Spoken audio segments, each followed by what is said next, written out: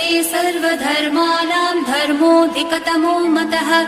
यद्भक्त्या पुण्डरीकाक्षं स्तवैरर्चयन्नरः सदा। परमं यो महत्तेजः परमं यो महत्तपः परमं यो महद्ब्रह्म परमं यः परायणम्।